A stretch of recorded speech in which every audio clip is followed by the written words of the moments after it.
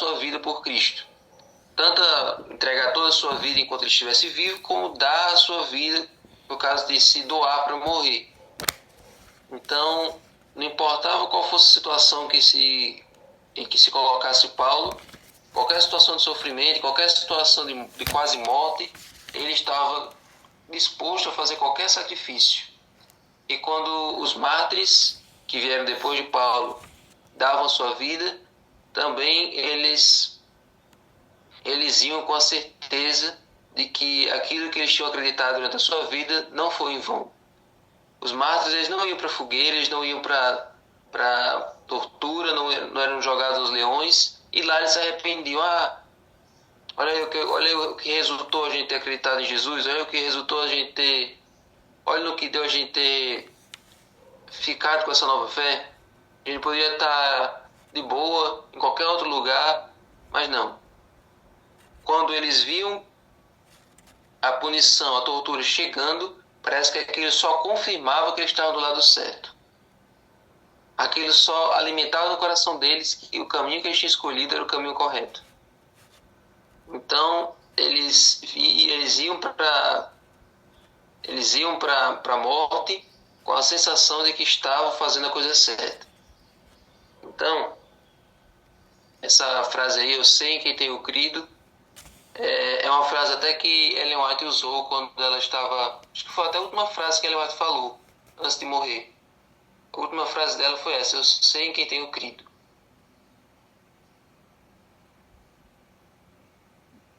Então, essa frase significa que a nossa fé em Jesus, a nossa crença em Jesus, ela tem que ser inamovível, tem que ser inalterável.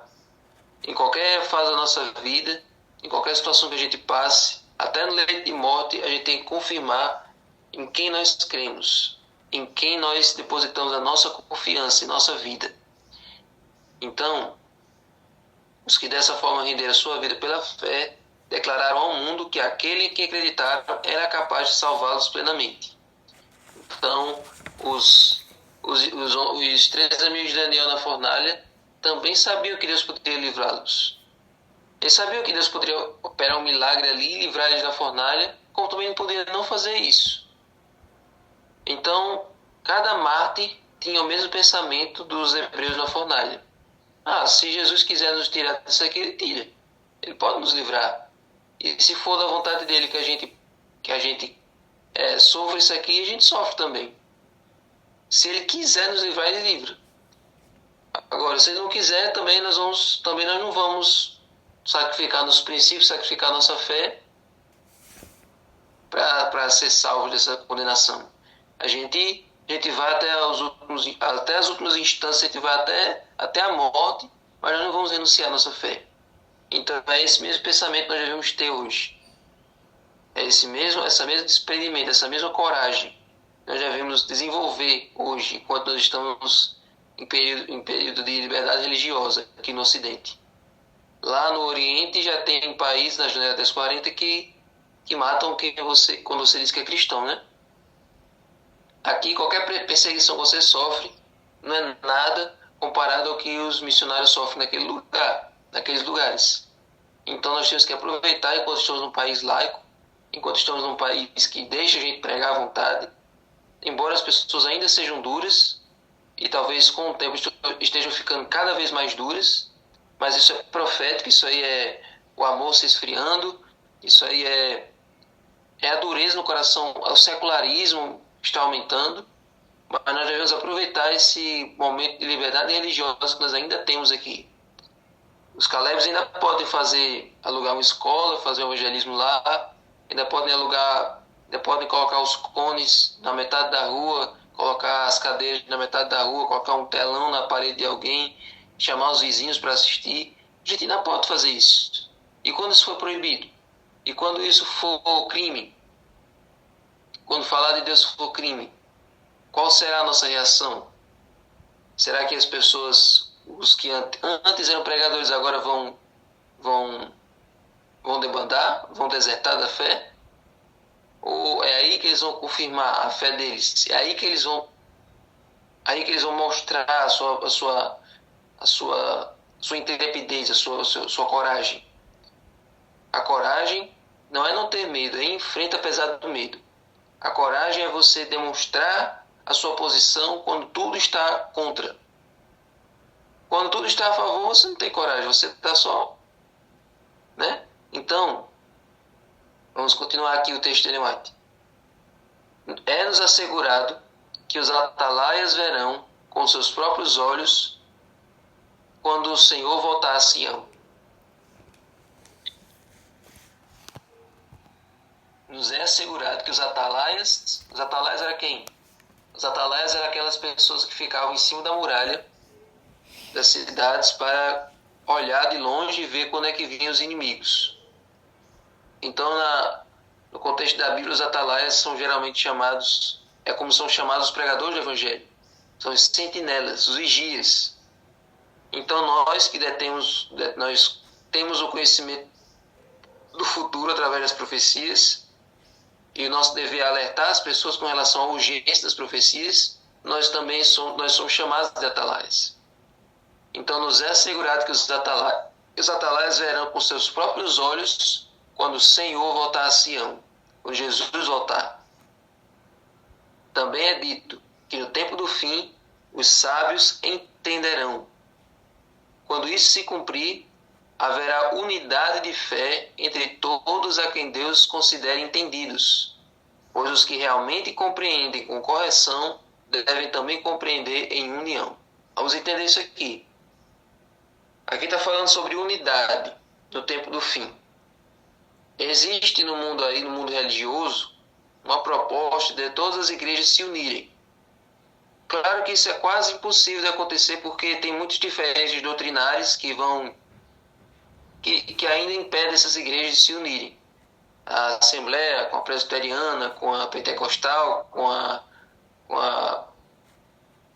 as outras igrejas, essas igrejas que aparecem em bairros, né? Ainda é um pouco difícil elas se unirem hoje, mas a tendência é que elas vão se unir. Elas vão se unir. E aí, não é dessa unidade que ele vai estar falando. Porque vai existir uma conspiração, vai existir uma união dos poderes do mal.